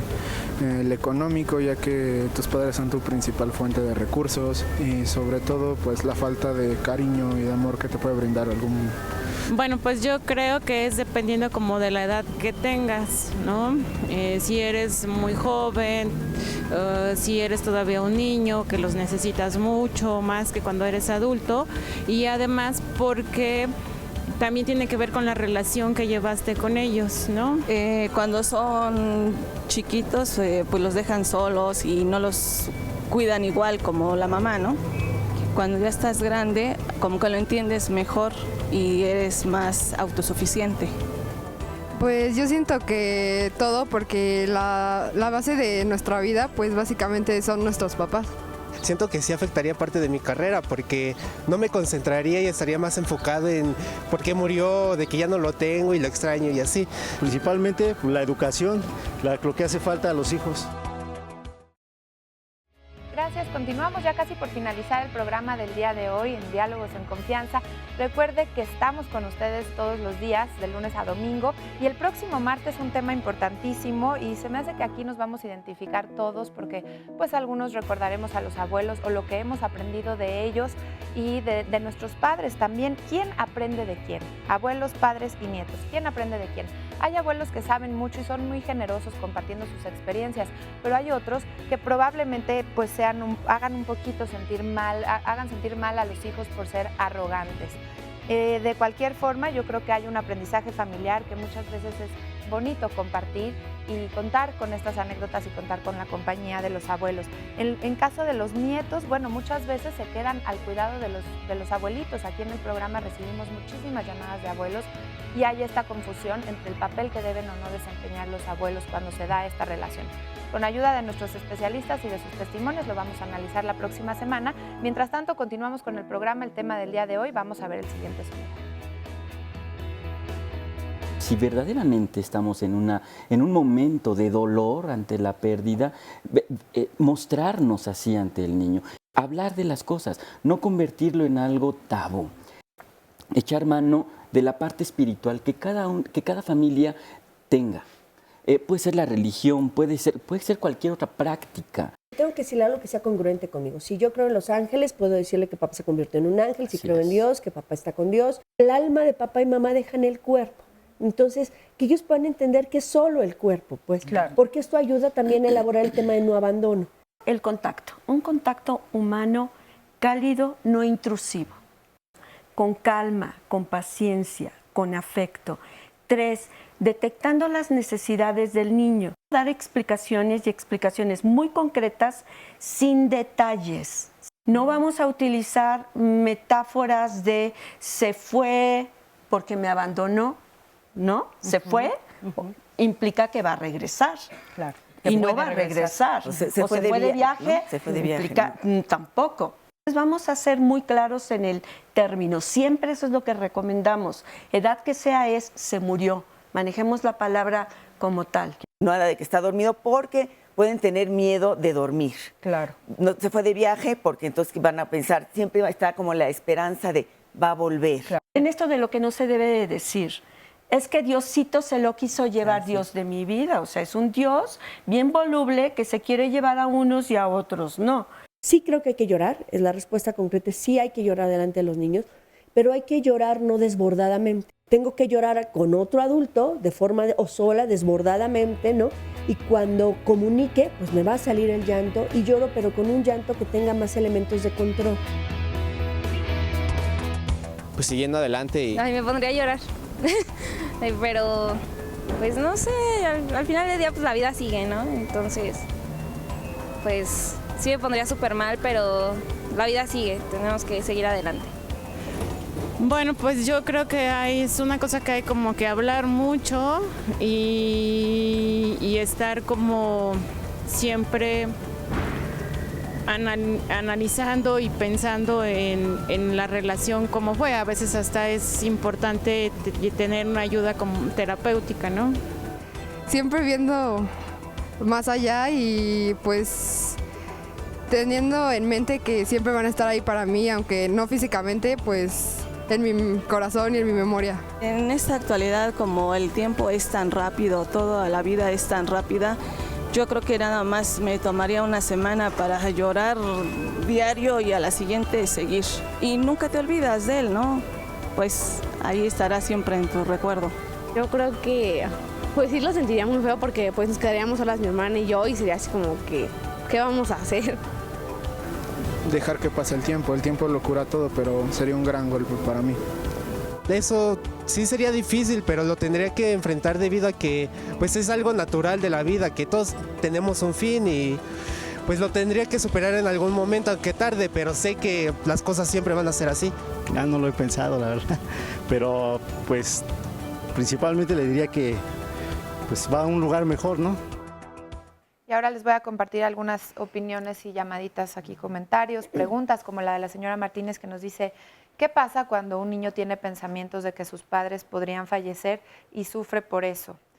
La señora Silvia nos dice, tuve la oportunidad de hablar con mi mamá antes de morir, ya que ya se quería ir ella tranquila y ella sí cree que las personas intuyen cuando ya se van a morir. Evelia nos dice que tiene 34 años de matrimonio. Murió mi suegro y le pasaron todo el peso a mi esposo. Ahorita él está pasando por un duelo muy complicado. Yo soy una mujer discapacitada y el único que ve por mí es mi esposo. Aún así le pasan toda la responsabilidad. Él se hace cargo de mí todavía y su mamá le deja todo el peso y también de sus hermanas. Margarita nos dice, mi madre cuando estuvo en el hospital me pidió que cuando saliera la llevara con otro médico, pero falleció.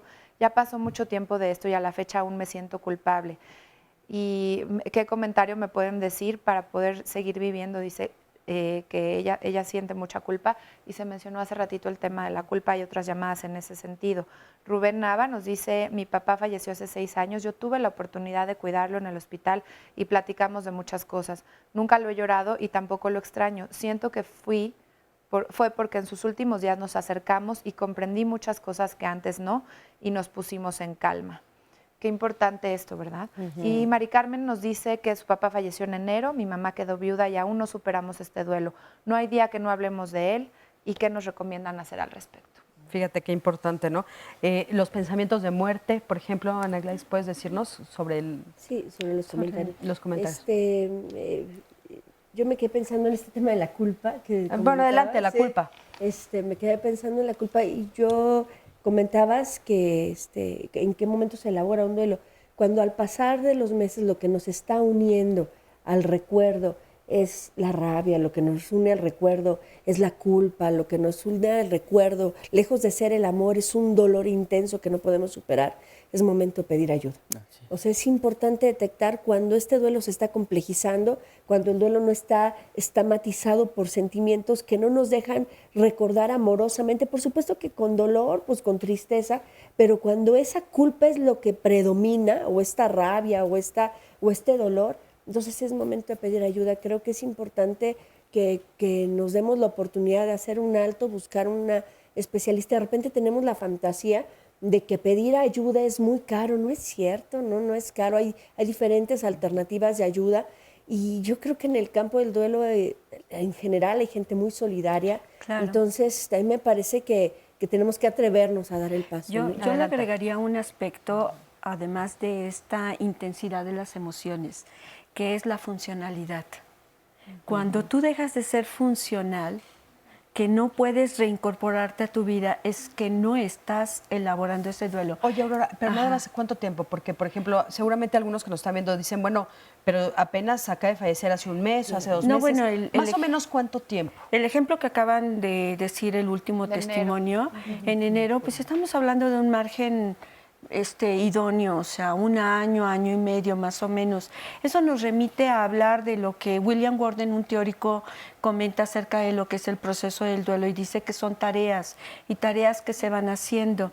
Y una tarea es la aceptación y otra tarea es la expresión emocional y otra tarea es recolocar al muerto, al difunto, de una manera diferente, que significa que está presente en tu vida, forma parte de ti, está incorporado en cierta forma y tú puedes continuar haciendo otros vínculos. A eso me refiero con lo funcional.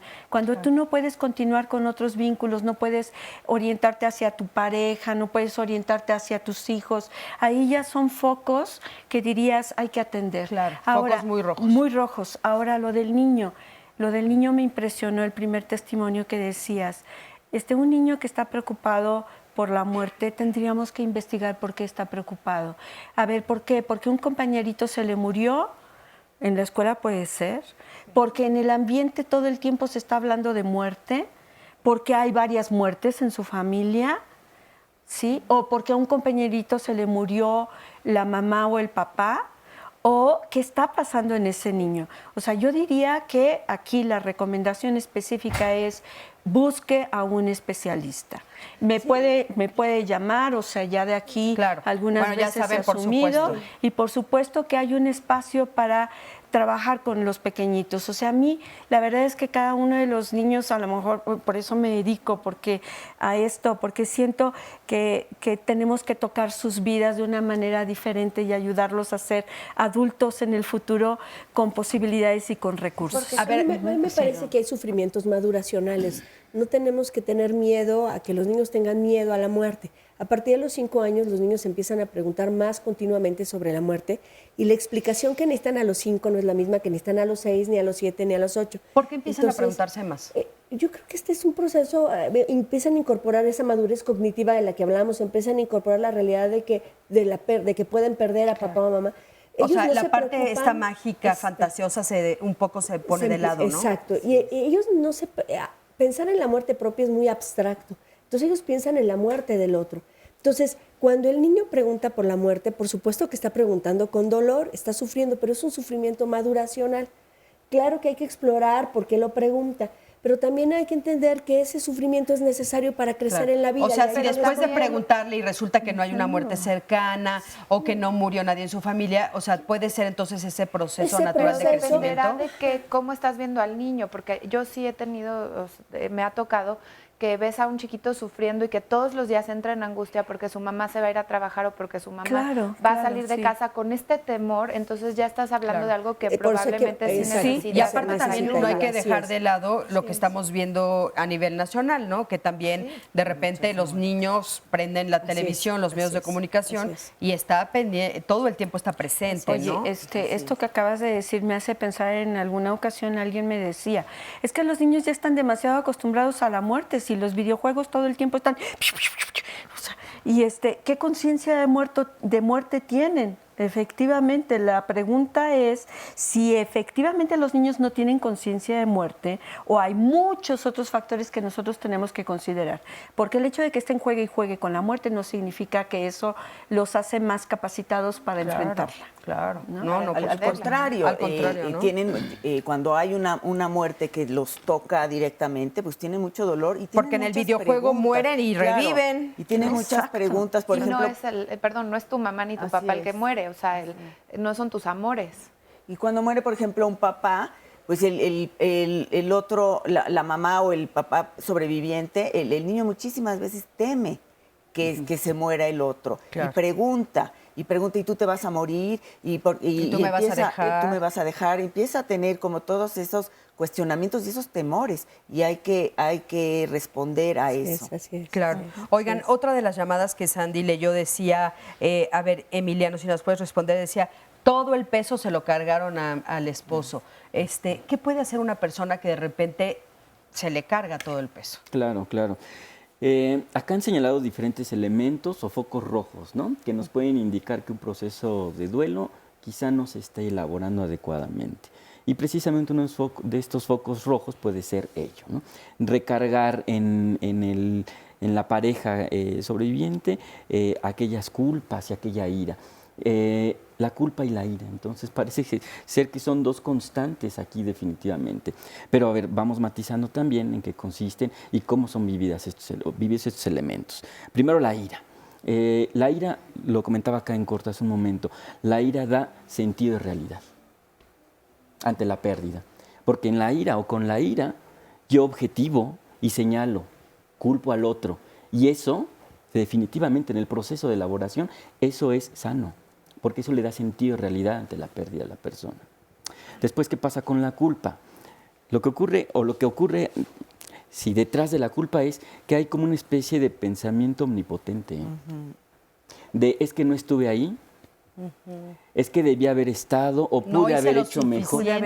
No hice lo suficiente. A ver, ese pensamiento, esa estructura omnipotente de yo pude haber o yo pude haber evitado, también debemos trabajarlo, porque ello puede implicar también, a propósito de que se señalen y se carguen las pérdidas a un integrante a partir de la culpa, ¿no? Y también un poco cuánto dejo que me lo carguen, ¿no? Claro. También eso es importante, qué tanto lo permito. Vamos otra vez a los grados, ¿no?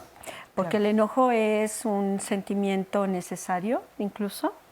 O sea, el enojo te mueve. No es lo mismo quedarte en tu cama, como algún testimonio se daba, quedarte en tu cama sin querer hacer nada, a estar enojado y entonces moverte, ¿no? Pero estás permanentemente enojado, pregúntatelo. Claro, porque el enojo puede destruir a toda una familia. A toda una familia. La culpa es parte de nosotros, siempre está presente.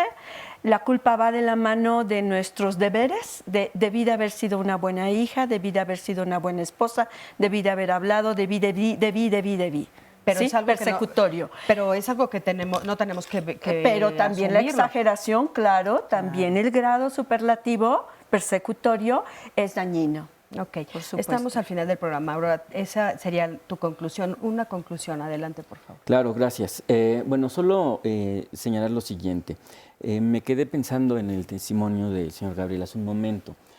A veces creemos que por tener algún grado académico o alguna experiencia de vida o hasta profesional, tenemos más recursos para elaborar el duelo. ¿Saben? No es así. No tiene nada que ver una cosa con otra. Absolutamente. Muchísimas gracias. Adelante. Yo quisiera cerrar comentando que para todos la muerte de papá y mamá siempre va a ser profundamente dolorosa y nos duele tanto perder al papá que nos amó como al papá que deseamos que nos amara, al papá que nos reconoció como el que deseamos que nos reconociera. Digamos que lo que importa es el vínculo y el deseo vincula tanto como el afecto mismo. Entonces, todos los hermanos vamos a tener diferente vivencia de acuerdo a este tipo de vínculo y hay que respetar estas vivencias particulares y estos tiempos particulares. Claro, pero Ana Gladys, a partir, o sea, si pasa de un año, sí hay que acudir a un especialista. Sí, y o antes. A mí me parece que no hay que esperar un año. Si van pasando los meses, 3, 6 meses, y yo siento que el dolor no estoy pudiendo manejarlo inmediatamente, entre más tempranamente busquemos ayuda, más fácil es salir. Muchísimas gracias, por favor. Y a mí me gustaría concluir con que cómo queremos nosotros incluir en nuestra vida a la persona que falleció. Y además hay muchísimos aprendizajes en la vivencia de una muerte, de un ser querido. Muchísimas gracias. Si quieres, Aurora, concluir. Esta parte que comentaba ahorita Gladys de la cuestión de en qué momento pedir ayuda, también hay discrepancia entre los teóricos, ¿eh? Hay quienes piden ayuda inmediatamente a la semana o en el velorio y hay quienes tienen que esperar un poquito a dejar de negar o dejar de estar en el shock, choqueados, conmocionados, para pedir ayuda, que puede ser a los 3 meses, a los 6 meses. Siempre hay que pedir ayuda, ¿no? Pero si ya pasó un año y sigues atorado, pues es como importante darse cuenta. Sandy, muchas gracias a todos los que nos llamaron y nos escribieron. Aquí estamos atendiendo. Bueno, muchísimas gracias al público, gracias a todos los que vinieron a platicarnos su testimonio. Gracias a ti, que siempre estás del otro lado de la pantalla. Yo soy Cristina Jauregui, nos vemos la próxima semana. Hasta luego.